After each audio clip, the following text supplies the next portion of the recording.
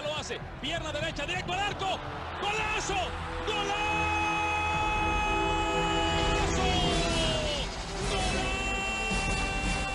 The world of football with a soccer perspective. This is Soccer Today with Duane, Rollins and Kevin Laramee, live on the Sports Podcasting Network. Good day, good night, and welcome to Soccer Today for Tuesday, October 10th, 2017. Big night Friday for the U.S. men's national team, and big night tonight to talk about the World Cup qualifiers in CONCACAF and a bit about the NWSL final later on as well. Jonathan Tannenwald from the Philadelphia Inquirer and Philly.com. Jonathan, how you doing this morning? I'm doing well. How are you doing? Lots to talk about. What a day. We're all doing well here, Jonathan. I'd like to wish all our Canadian listeners, I hope they had a great holiday Monday weekend, Thanksgiving weekend, and I hope you had a great Monday, Jonathan. So we'll move on from there. Jonathan, let's start, I guess, with the NWSL, the women's semifinals this weekend. We had a pair of games which saw North Carolina. They advanced with a very, very late goal, and we saw the Portland Thorns whip some Orlando butt 4-1 in a game that was really, I thought, was a dominant performance. Although others maybe thought that the possession-wise that the result didn't reflect the game itself. So I'll start with that. Was Orlando a little hard done by in that one? Were they a little unlucky, or is Miss Morgan playing a little bit of? Let's see here. The score was 4-1.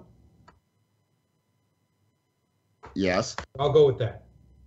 Okay, fair enough. Yes. There were statements said that maybe Portland didn't deserve it as much, but I thought that might have been a sour grape. So I was going to go with that off the top. So, yeah. Look, it wasn't Alex Morgan's fault, and it wasn't Marta's fault. But the back line of Orlando just got torn to pieces by a Thorns attack that was really good, loaded with talent, and really raring to get out on that field because they lost in the semifinal last year.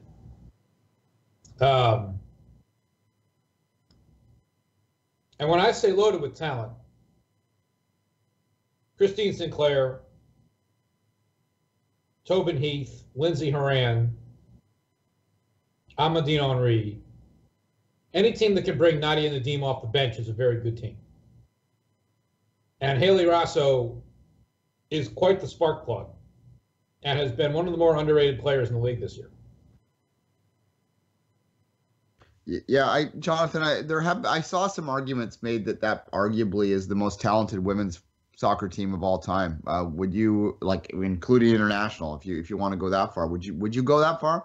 I would not go international that far, but to me, look, obviously the Thorns have set the bar high in every way, on and off the field, for women's soccer on this continent and across the world. And I say on this continent for a reason, because I, as with the two of you, are waiting for a Canadian professional women's team to come along, and they will be judged by that standard too, especially if that team is in Vancouver. But more importantly, I look at the level of talent with the four teams that made the semifinals: Portland, Orlando, North Carolina, and Chicago. And I cannot remember, in all of the years that I have been covering professional women's soccer in this country, a more star-studded set of semifinalists across the board. Now, Jonathan, what surprised me this year in the NWSL is the rise of the NC Courage, and I think it's indication to the dedication to the game of the owner, Steve Malik, and the rise of North Carolina soccer. Yes, there's a potential bid for an MLS team, but part of that is the North Carolina Courage in the NWSL, and their presence in the final, I have to say, as an expansion team, is impressive to me. Well, there's one small problem with that. They aren't an expansion team. Yes, new team transfer. I apologize. And a lot of people have forgotten that, and I'm sorry, knocked my cereal bowl over by accident. A lot of people have forgotten that. I'm going down to the final this weekend in Orlando, and that's one of the things that I'll be writing about. Not only is this not an expansion team, it is the relocated Western New York Flash. It is the relocated defending champion. Exactly. So I'm not all that surprised that they have done this well on the field, even though they don't have the sorts of really big names that that Portland does, that Orlando does, and Alex Morgan and Marta and Ali Krieger and Ashley Harris, or even that Chicago does in Christen Press and Julie Ertz. But they've got good players, and they've got 3 players who have made themselves key parts of the U.S. national team this year. In Abby Dahlkemper at the back, Lynn Williams at striker, and for my money, the player whose stock has improved the most of any American in the entire game this year, and that is Samantha Mewis in the center and midfield. She is really, really good as sort of the fulcrum, the central sort of. She's an 8 in a 4-2-3-1. She's in the middle in a 4-4-2, and she is playing exceptionally good soccer right now. Now, when we look at this final, we have the North Carolina Courage, we have the Portland Thorns, we have a star-studded Portland Thorns, like you mentioned, and the team identity, the team of an identity of play altogether, not necessarily relying on one particular player, but this Christine St. Clair, of course, in Canada will get the attention in the final because of our best Canadian soccer player ever produced to this day, in my opinion, find herself in another final with possibility of raising another trophy. And we're always wondering, where will Christine find herself in a few years? How important do you think it is for Christine St. Clair? I know, Jonathan, it's always been a player you like to watch, to get another trophy and to maybe continue her run of good form, of great results, to maybe push her to the next World Cup? I think Christine Sinclair is going to do whatever she wants to do, and at this point, she's earned that right. One thing I would note about her and her quest to overtake Abby Wambach's goals record in what many Canadian fans is the most public and obnoxiously anti-American way possible. Whether or not Sinclair actually thinks that, I have no idea. One of the things that I would note about Christine Sinclair is something that I would note about any big-time goal scorer for any big-time national team. The question is not so much when she leaves, because either you leave of your own volition before it's too late, or you leave not of your own volition after it's too late. The question is who comes next. And the U.S. fortunately had a set of attacking players led by Alex Morgan and Christen Press that was ready. But even then, and I'm thinking about when Abby Wambach retired. When Abby Wambach retired, the U.S. had Alex Morgan and Christen Press, and even then still needed a player of Wambach's sort of physicality and presence. As we saw at the Olympics in 2016, they really needed, in fact, just that kind of player to break Sweden down, and they didn't have it. And Morgan has, I think, worked very hard to add some of that element to her game over the last 12 months or so. My question with Canada is who comes after Sinclair at that position, because that's going to tell you how much or how little you're really going to miss her. A couple teenagers that might fit the bill, but it's a strange little cycle right now where you have a couple of the older generation holding on, the bronze generation, so to speak, and then all these kids that Herdman's brought through, Jonathan. But let's move our attention to the men's side of the game now. Well, no, quickly before we do that, just to look ahead at the final, and just I wonder what your initial thoughts are of the matchup and how you see it playing out. You know, it is indeed the Stars of Portland versus the team ethic of North Carolina. And the funny thing is, even though North Carolina won the Shield and had the best record in the regular season, Paul Riley, their head coach, to nobody's surprise, is trying to cast them as the underdog. Because it is what he does, it is what he has done very, very well throughout his coaching career. when he has had very successful and selfless teams into championship games. This is the fourth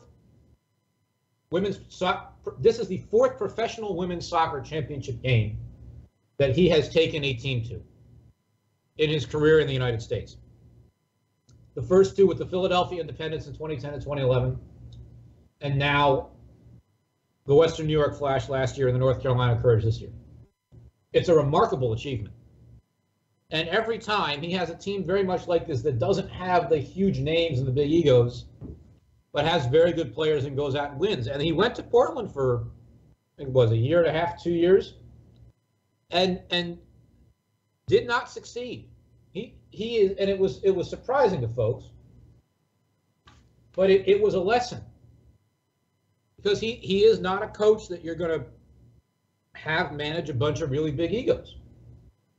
He's going to be a coach who manages a bunch of very good but not necessarily big name players, and that's what he has done again this year.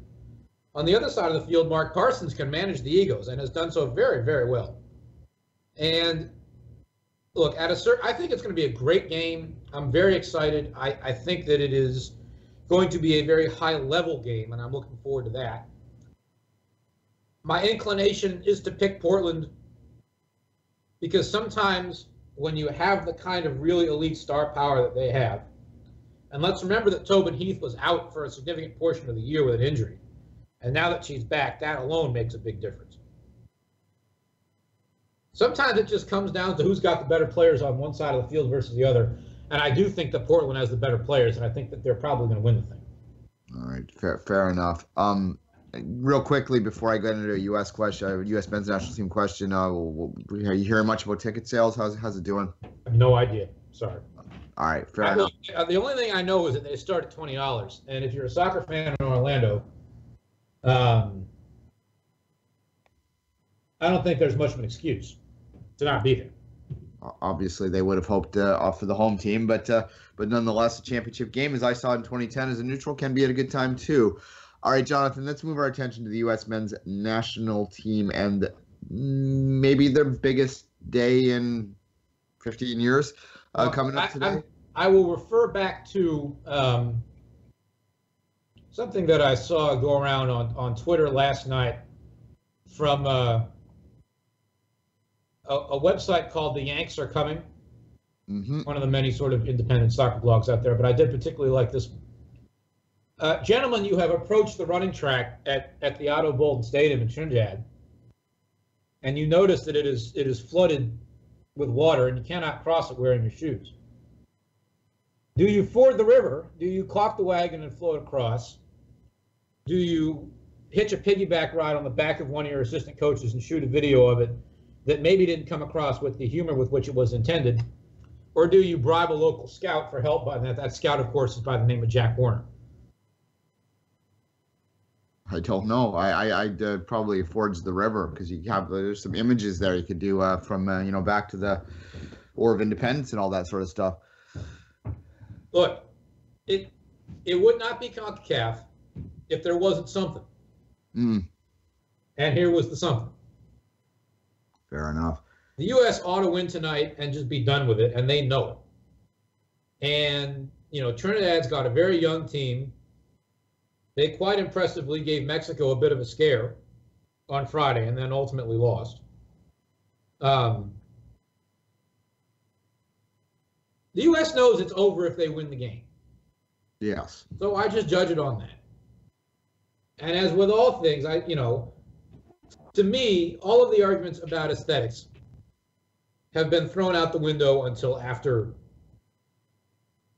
the World Cup next summer.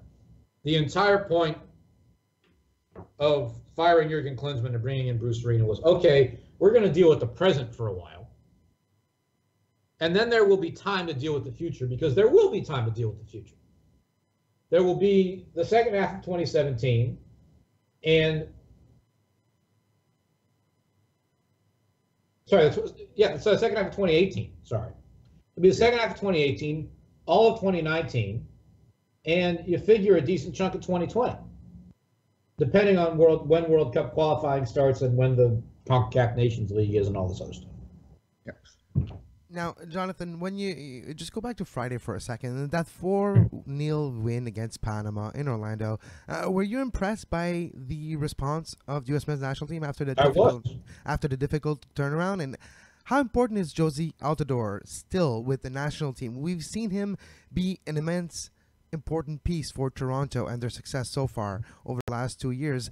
How important is his momentum continuing for the national team? Well, it's very important, and I'd say the same thing about Josie Altidore that I said about Christine Sinclair a few minutes ago. Okay, when he's off the field, who else is going to do it? Right now, the U.S. still does not have that player. Jordan Morris is hurt. Terrence Boyd is in the second Bundesliga. Aaron Johansson has been hurt for a long time and is only just now starting to sort of make his way back to something resembling fitness, never mind the international level. So you're down to Bobby Wood, who's a speed guy, not a physicality guy. Clinton Dempsey, who's old. Chris Wondolowski, who's Chris Wondolowski. Would I like to see Christian Ramirez get a look? I would. There's a lot of people who think CJ Sapong ought to get a look. I get it, but I don't think he's good enough.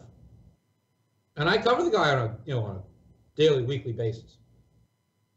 And I've told the union, I hold him to a high standard, because a player who should be at the international level ought to be held to a high standard. And Josie Altidore has delivered enough times. And, Taylor Twellman, the ESPN analyst, called him out in the run-up to the game, saying, can Josie Altidore put the front line on his back and really carry this U.S. team? Well, he did it on Friday night. And that Panama team is far better than an awful lot of people are willing to give it credit for, as is often the case in CONCACAF, where it is assumed that because the United States has 270 million people in it, it ought to beat everybody it comes across except Mexico by 5-0. Nobody ever gives any credit to the other teams. Nobody ever gave enough credit to Costa Rica, and they still don't. As I wrote that night of the U.S.-Costa Rica game, okay, so how many times do you have to beat the United States and reach the quarterfinals of the Gold Cup before, sorry, not the Gold Cup, reach the quarterfinals of the World Cup? How good do you have to be before people finally give you the credit you deserve? I had an argument, Jonathan, on Twitter on Saturday, which, is not shocking to argue on Twitter on any time. Good heavens, no. No, but with the American, the AO account from San Francisco, which was telling me that Panama was a minnow. No, they're not. I know, and I couldn't get it through to the gentleman that was winning. And look, they're not Mexico, they're not Costa Rica, but for at least the last 4 or 5 years, they have been one of the most difficult teams in CONCACAF to break down when attacking them. And they hack you to pieces all the time, and they flop fairly often. And the U.S., to its great credit, said, you know what? Let's just go out there and take a battering ram to them and see what happens. And they really went at them and put the game on the front foot. And it is not all that often that any U.S. team of any vintage or talent level beats a team of consequence by 4 goals in the hex. So that felt pretty good. And I mentioned earlier that Taylor Twellman sort of called Josie Altidore out before the game, and he said during the game broadcast, well, I called him out and he answered. and Altidore said afterward, look, I wanted to play in the Gold Cup this year because I wanted to win the thing for the first time in my life. I wanted to be in these big games because I want to win them and score goals in them. And we must remember that he has been out injured for many of the major tournaments that the U.S. has played in recent years. Are we to blame him for that? That's a very fair point. But one thing when I'm looking at like the standings, and yes, like you mentioned earlier, Jonathan, United States with a win, they're in, and no playoff, no facing Australia. But there's other scenario. Panama 2 points behind the United States. Honduras 2 points behind the United States. Yes, goal differential is to the advantage of the United States, and they have 2 points ahead of those two. But in a very improbable situation, but possible, if a win is not guaranteed tonight, something could happen. What do you think?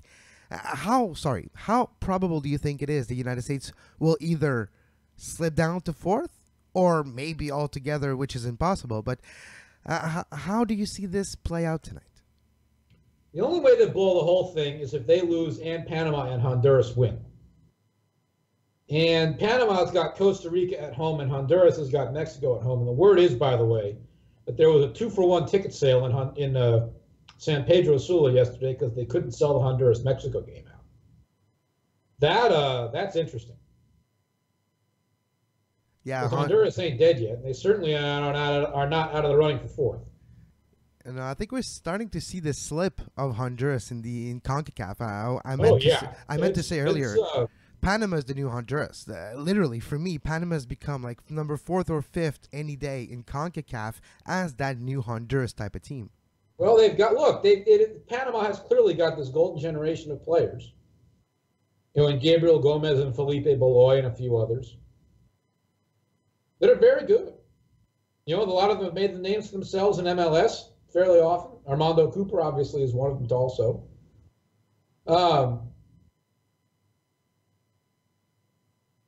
Again, are we supposed to not give them credit? We're supposed to. We sit around complaining that the rest of CONCACAF needs to get better. Well, then they get better, and then we complain about that. Yeah, that's true. And when we say the rest of CONCACAF, we're looking at us as well in Canada, by the way. Jonathan, thank you very much for your time. Where can the listeners find your work and your coverage of the beautiful game? I'm on Twitter at the goalkeeper. And we didn't even get to South America and how crazy that's going to be tonight. Yeah, that's true.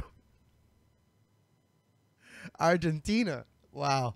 They have to win. Wow. Jonathan, have you ever imagined a World Cup with the possibility, the certainty of no Bale, but you're going to have maybe no Messi, maybe no Ronaldo, no Zlatan probably as well, because they need like a 7-0 result today. So, a starless World Cup next year.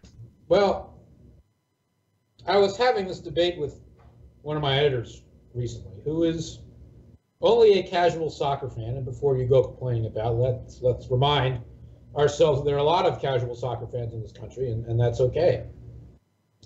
He said, I can't believe Argentina's not going to go to the World Cup. They're the sort of team that ought to be there by right every time. I said, yeah. I said to my editor that they have not played well. They have no chemistry. They have not been able to put a team around Lionel Messi, which is what I wrote in my sort of preview of today's games. They have not been able to put a team around Lionel Messi that is good enough to win these games. So they are where they are on merit. And we're going to find out tonight whether they're going to get over the hump, win in Ecuador for the first time since they've not won a World Cup qualifier in Ecuador since 2001. Believe it or not. That's pre-Messi era we're talking about. 16 years they've not won a World Cup qualifier in Ecuador. That's insane. And we're going to find out. It's all on the line tonight. Interesting stuff. Jonathan, thank you again. And where can I know there's a new coverage that you do as well for the beautiful game. So can you tell us where can the listeners either subscribe or get in touch with your coverage? Well, you can take out a digital subscription to the Philadelphia Inquirer at Philly.com. That is the place to start, and that is the place where the money actually goes into my company's pockets and even maybe to me someday. So that's what I'd say. Thank you very much, and we'll be right back. You are listening to Soccer Today. Follow us on Twitter at SoccerTodaySPN and like our Facebook page, facebook.com/Sports Podcasting Network. You can find the podcast version of all the shows we do on iTunes, Apple Podcast, Google Play Store, TuneIn Radio, iHeartRadio, and anywhere you get your podcast. And we're back, Duane. Soccer Today. It's Tuesday, feels like a Monday, and it's rainy, but it's true. We didn't really talk about South America, and tonight, Argentina, Ecuador, in Ecuador, with all on the line for Argentina. A lot of pressure on Leo Messi's shoulder. What a day of soccer, basically. No, yeah, it should be fun. Obviously, a lot of our attention will be on CONCACAF, but it's hard not to have at least the side of the eye looking at Argentina and what's happening there. Just a log jam in that South American qualifying. When you look at the point totals right now, 5 teams still in it. It's insane. Well, exactly. And you have a team like Peru, which is sticking around there. They haven't been to a World Cup since 1982. That would be something remarkable. Argentina on the cusp, obviously. Really, the 5 is kind of the magic number there because they do have a playoff for the 5th, but it's against Oceania, so poor New Zealand. Although, you know what? I bet you New Zealand right now, anywhere in New Zealand, they all have Peruvian flags because when you're looking at these teams that are around there, well, Brazil's through, but you've got Uruguay, Chile, Colombia, Peru, and Argentina. If you're New Zealand, yeah, I'm pretty sure you know which one you'd rather be facing in that one. But there you go. I have a feel like I don't know. Maybe I'm basing this completely on my opinion of Messi, and not what Jonathan said, which is true. And Argentina has not looked right the entire qualifying campaign, but perhaps I'm sort of basing this not just on Messi, but like on the ghost of Maradona and something. I just can't imagine Argentina not getting through. But you know what? The evidence so far suggests that this is a club. I don't know why I keep calling national teams clubs. This is a team. Because we're used to using the word club and team interchangeably. So we don't mean club as club. We mean club as team. Yes, this is a team that hasn't really shown that it has the ability to get there, and even if it does, like hell, maybe New Zealand could take them. Who's to know? And that would be quite the little matchup there. Although, look, let's go back to the U.S. now, though. They just got to get the job done tonight. That's the bottom line, because if they lose that game, or even a draw will put them through, almost positively, because the goal differential on Honduras. Because of that win of 4-0, it would change everything. Because before Friday, their differential was +1. And when it's +1 and the team behind you is hovering around the -2, -1 at that point, it's very close. And you never know, a blowout game and you're in trouble. But that's for Panama. Honduras is -7 as we speak. But with the 4-0 victory on Friday, the United States now have a goal differential of +5, which is the amount of win, and the second tiebreaker is the differential, which at this point would become to the advantage of the U.S. men's national team if they have a draw. Exactly. So there's that possibility. But Panama, if they blow out, but unfortunately they have Costa Rica, so it's going to be difficult for them to blow out Costa Rica. But you never know. But as well, a draw, and they're mostly in. I would imagine that Panama's focus following that big loss on Friday would be to regroup and sort of wrap their head around the possibility of flying to Australia. I imagine no one is relying on TNT getting that win. They've been pretty bad throughout the Hacks. They clearly were heading into the Hacks, the team, that kind of got the lucky draw in the semifinal round and got through, and we're sort of seeing the gap there. I believe that TNT isn't the 6th best team in CONCACAF. They just got fortunate in how they got the draw there. You could have looked at Jamaica, probably would have done better in this situation. There's a couple other teams that maybe might have also been able to do a little better in the Hacks, but TNT got the experience and they have the opportunity to play a massive spoiler tonight.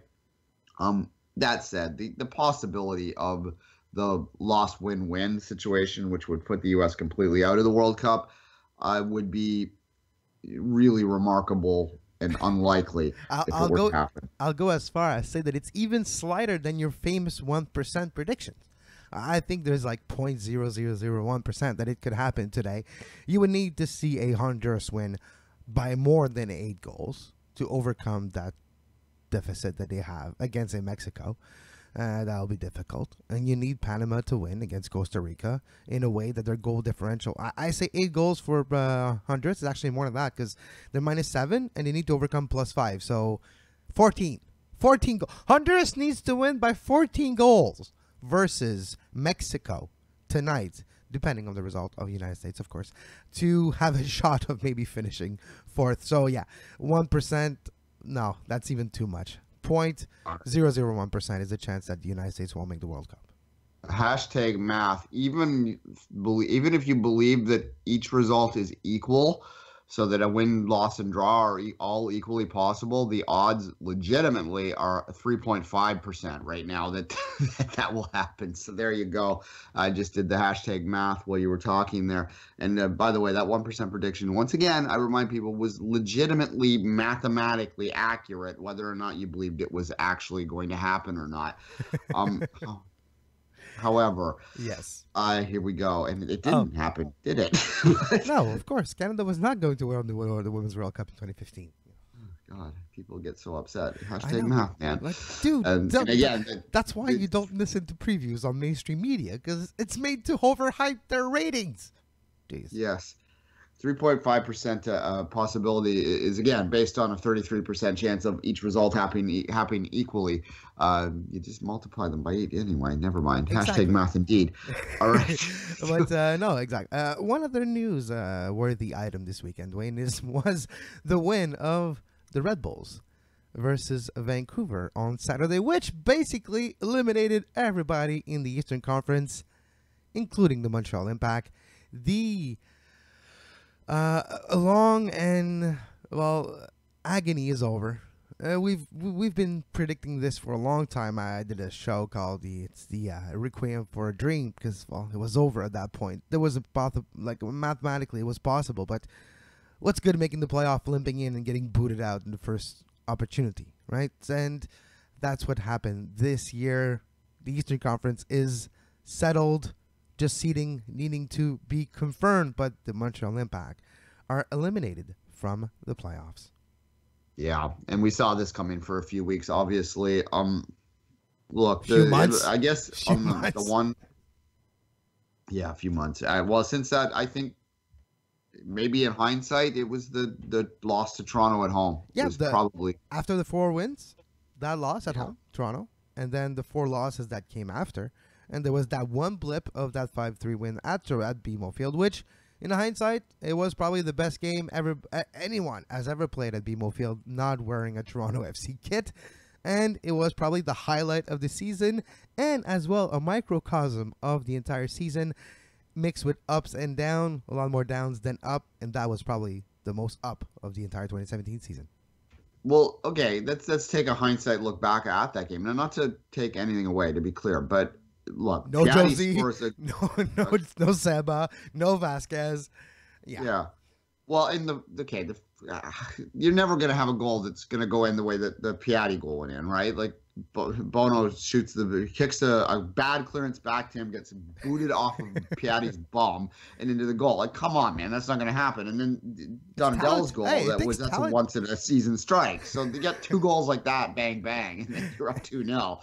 That's just perfect storm stuff, and it's you can't rely on that to happen every game. No, exactly. And as much as you can say they take skills to score with your posterior, well, it takes a lot of luck as well. Scoring goals out of their ass, but anyway. Well, he did a few. He did once, and Frank Lampard made a career out of it. So made a record career out of it. There you go. Alas, so they do have that. I guess. How does Montreal focus on the rest of the season to end it out? They have the game in Toronto. They could be spoilers a bit, but what are you really spoiling? I guess you're spoiling the possibility of Toronto breaking the all-time record. You're playing for your captain. That's how I see it. Your captain's retiring 22nd October. 22nd, the Montreal Impact will honor their captain, and I hope that they retire the number 8 in the future. Patrice Bernier, probably in the modern era of the game, which maybe since the 90s, has been the best soccer player at the highest level produced by the province of Quebec at a very different level, always a class act. And I feel, for me, the next 2 games, you put the players that will honor your captain. You put the players that will work and play as hard as he always has in those 2 games in his honor, and make sure that on October 22nd, you remember number 8. Precisely, yeah. That's pretty much, I think, what it comes down to right now, and I think what most of the focus from the longtime Impact fans will be is to give Bernier his due, and hopefully the mainstream media, so to speak, in Montreal will give him enough due too as well to put him, in context for the non-soccer fan in the city of Montreal to understand where he stands, where he would stack up to great Habs players, to to players that are also, Quebecois athletes that have done well at different levels so that they can put in that. And look, Quebec supports amateur athletes very well, and not that Bernier is an amateur athlete, but he's a non-hockey athlete. So you would think that he will get his due, I would hope anyway. Oh, yeah, and he already received multiple awards during his career in Quebec sports organization. If we're talking about like those organizations that help amateur sports, and they always have like galas, like Sport Quebec galas and stuff, and best professional player a few times was Patrice Bernier over the last 2 years, and especially with the run in the Champions League and all, and he has been recognized. But I do put him on my mantle as a kind of Saku Koivu, as a kind of, I'm not going to go as far as say Jean Béliveau, Rocket Richard. Those were different times, and those players were more than cultural icons. Exactly. Well, national identity icons, Duane.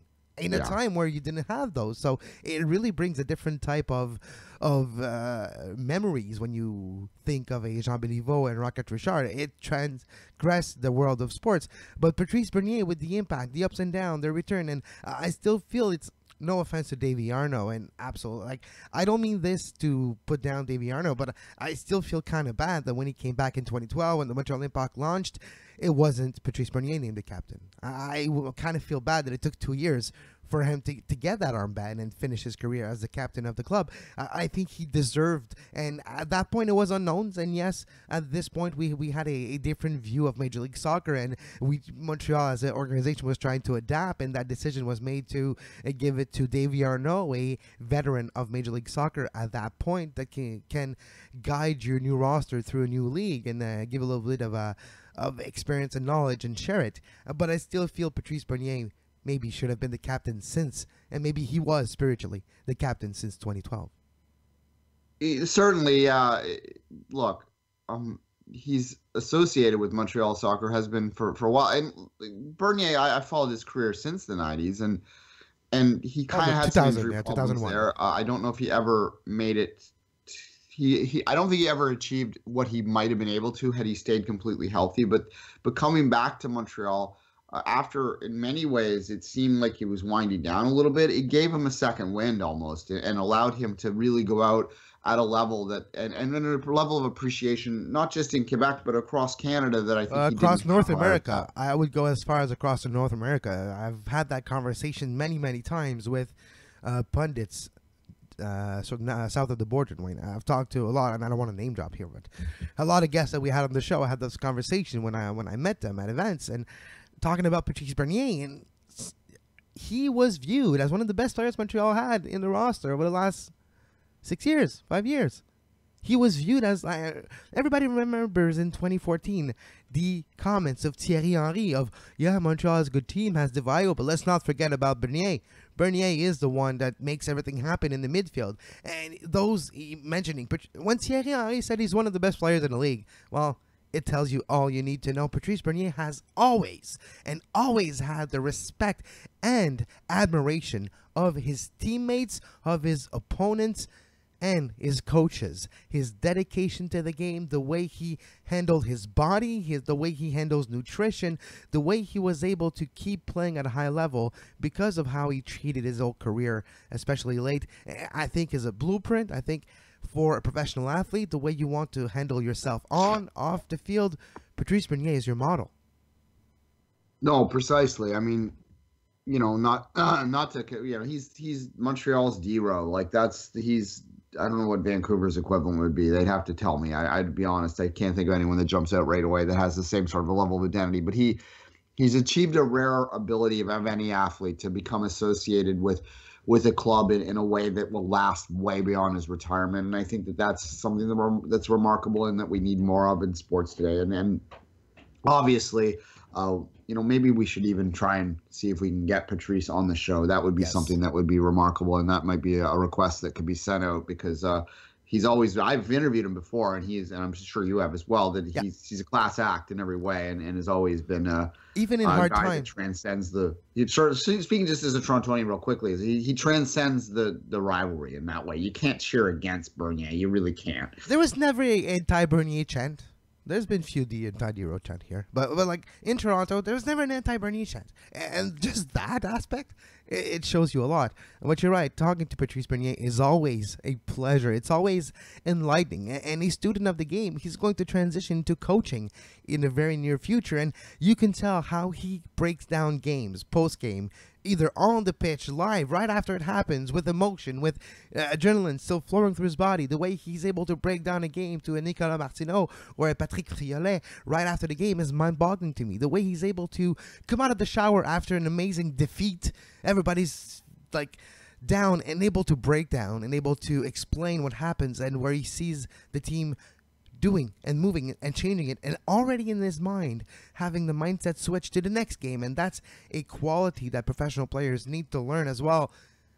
A memory that forgets. You need to forget. You need to forget that you were on the bench sometimes for an 8-1 defeat down in San Pedro Sula. You need to forget sometimes big defeats in Toronto to move on to the next week. And Patrice Bernier, I can go on for hours, Duane. He is one of my personal highlight of my career to be able to talk to on a somewhat weekly basis at some points, and I have to say it was always a pleasure. And that's what I'm going to take a look at the next 2 games. That's where my focus is, to make sure nobody ever forgets Patrice Bernier. I wonder, real quickly, maybe to end the conversation on Bernier, whether or not he was universally seen as maybe the Impact's best performer in the playoffs last year, and they damn near almost got to the MLS Cup final, and obviously it ended very disappointingly in the extra time for them. Would it, in retrospect, have been better for him to walk out kind of on top, even though they did lose the series then, or was it a good idea to have this victory lap season, so to speak? It's easy to say this now because we have the last 10 months of MLS play to say otherwise. But if you go back after the season last year, yes, it was a defeat in the Eastern Conference Final late in extra time, but they got there. They pushed Toronto to the limits, close to penalties almost, and that's what you needed to remember at that point, and that feeling that we were so close, and look, we can get there. A lot of things changed in MLS in this last off season with Minnesota, Atlanta, with the expansion draft, new signings, new DPs, new players coming in, and the inabilities of Montreal to keep up with the Joneses. So you saw Montreal dip down in expectations, and that was the case. But at that point, last offseason, expectations were high. You and I were talking about how we see Montreal being top 3, top 4 in the East. And yes, it didn't pan out, but that was the feeling after a successful season last year. Yeah, a lot of people actually had picked a repeat of the Eastern Final again. And look, it would have been a hell of a series because regardless of where Montreal or Toronto are in the standings, it has always been a great game through the years. And Montreal, the way that they match up, as we saw in that 5-3 game, does give TFC fits, which is why, to turn it to another team, Atlanta scares the hell out of Toronto fans because they kind of played similarly. So we'll see how the playoffs max out, and we'll give Bernier his due in the last couple of weeks. But obviously, from a pure scoreboard perspective, our attention will probably continue to shift a little bit more towards TFC and Vancouver. Of course, the two teams that will be in the playoffs. They deserve it, and it's funny how I was able to escape some questions because, well, instead of talking about the Impact, I moved on to Patrice. Sometimes in life, Duane, you have to take just the positives. You make lemons from the lemonade, or you make lemonade out of lemons. That's the saying, right? Or you make chicken salad, you know. Yes, there you go. All right, look, finally, let's quickly before we say goodbye. We're getting a little long on the show now, so let's give predictions for the U.S. tonight. Do they get through? Do they get it done on TNT? No, they get it done in a way that they makes him through. So either a draw with 1-1, 2-2, whatever, a draw, it will make them go through, I believe, because it needs a lot of goals from both Panama and Honduras, but I think they'll try to have actually a win, and they'll set up in a way to get maybe that 1-0 away when in Trinidad and Tobago. It would be a success. It is a difficult time though. It's not your Stephen Hart's TNT. It's maybe a drop down a level, so maybe it will be easier than we anticipate. And the high of Friday, I think, will carry this selection through a successful result tonight. Yeah, look. Heading into this break, I wasn't completely convinced that they wouldn't slip down to 4th. I was pretty sure that they wouldn't slip down to 5th, but I wasn't completely convinced it wouldn't be 4th. But after watching the game on Friday, I would be surprised if they don't. find a way to get a win tonight and just end all the conversation. The more interesting fight will be between Panama and Honduras to me, to see who gets that fourth place. I'm not a hashtag FH thing. I've never really been hashtag FH, to be honest. It's not Honduras' fault that Canada crapped the bed that day. I am sick of playing them, I'll say that. But no, at any rate, I am nonetheless cheering for Panama to get that fourth spot, because they've been so close, and the way that they've fallen out of the World Cups has been kind of devastating for them. So hopefully they get a shot to go through Australia. It's not Canada's fault that Honduras is able to score at will against yours. That's what I mean. It's not Honduras' fault that, well, we were terrible. Well, we were. Are we better? Yeah. So I don't. Maybe we'll see this someday. Yeah, and we got through the whole show without talking about El Salvador 1, Canada 0, but yeah, I was having Thanksgiving dinner and kind of half paying attention to it, and it was kind of a very young lineup, so, hey. Yeah, not even 1,000 people on YouTube and Facebook were watching too, but a lot of hopefuls and a lot of hardcores. And by the way, to the Voyagers who made the trip to Houston, good on you. Like, you're reals. Like, you're hardcores. I tip my hat to you guys. I am not going to overanalyze games that are Canada's C squad against El Salvador's C squad in a neutral site on Thanksgiving. That's just not going to be something I do when there's more important things to talk about in the world. However, I always love Canada. I will always watch those games when I can, and I look forward to watching more Canada C matches, because at least we're playing them now, and that really is the story of that game, is that in the past, not that long ago, they didn't play those games, and now they do. So hopefully they keep playing them, Kevin. Exactly, and we're happy about this. And speaking of being happy, today is a day of soccer. A lot of World Cup qualifiers. We've talked about CONCACAF. Yes, it ends tonight, the hexagonal. But as well, Argentina, Ecuador.